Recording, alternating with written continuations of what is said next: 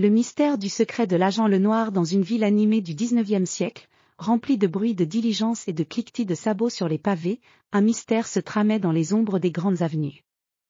C'était l'époque où l'espionnage et les intrigues politiques régnaient en maître.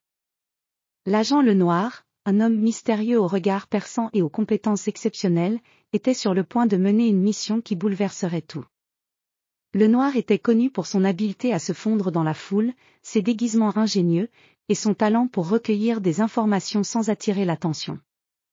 Ses missions étaient souvent entourées de secrets, et très peu de gens savaient réellement ce qu'il faisait pour le gouvernement.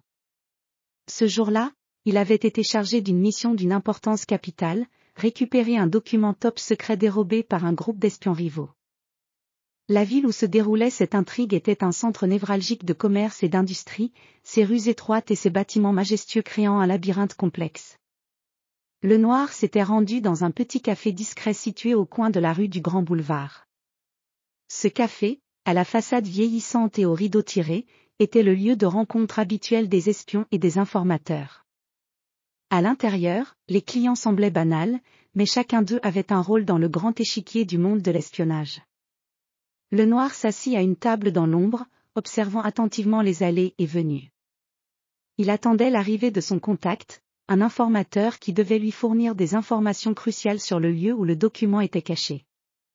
Lorsque le contact arriva enfin, il était vêtu d'un manteau sombre et portait un chapeau à large bord. Il se glissa discrètement vers la table de Lenoir. Le dialogue fut bref et codé, chaque mot choisi avec soin pour éviter toute interception.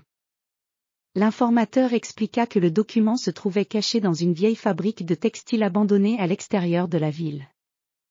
Il ajouta que la fabrique était gardée par des hommes armés, prêts à défendre le secret coûte que coûte. Dès que l'informateur partit, Lenoir se prépara à la mission. Il savait que le voyage vers la fabrique ne serait pas simple. Il se dirigea vers une petite boutique de déguisement où il acheta un uniforme de travailleur et un sac de toile robuste. La nuit tombée, il monta dans une diligence en direction de la périphérie de la ville. La fabrique de textiles se dressait, sombre et imposante, contre le ciel nocturne. Ses murs étaient couverts de lierre, et les fenêtres brisées laissaient passer des faisceaux de lumière lunaire. Lenoir s'approcha discrètement, utilisant les ombres pour se dissimuler. Il repéra les gardes qui patrouillaient autour du bâtiment. Ils étaient bien équipés, mais Lenoir savait que sa mission nécessitait plus que de la force brute, elle nécessitait de la ruse.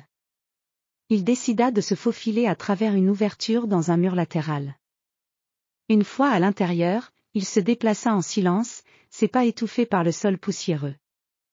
La fabrique était un enchevêtrement de machines anciennes, de bobines de fil abandonnées et de tissus décolorés. Lenoir trouva finalement la pièce indiquée par son informateur. Le document était caché dans un coffre fort derrière un mur secret. En utilisant un outil de crochetage minutieusement préparé, il ouvrit le coffre. À l'intérieur, il trouva le document tant recherché, soigneusement enveloppé dans du cuir. Il était écrit en lettres d'or, le sceau du gouvernement scellé. Alors qu'il s'apprêtait à quitter la fabrique, il entendit des bruits de pas précipités. Les gardes avaient découvert son intrusion. Lenoir se cacha derrière un tas de vieilles machines, son cœur battant la chamade. Les gardes passèrent à quelques mètres de lui, parlant d'un ton grave. L'agent retint son souffle jusqu'à ce qu'il se soit éloigné. Il attendit le calme, puis sortit en douceur.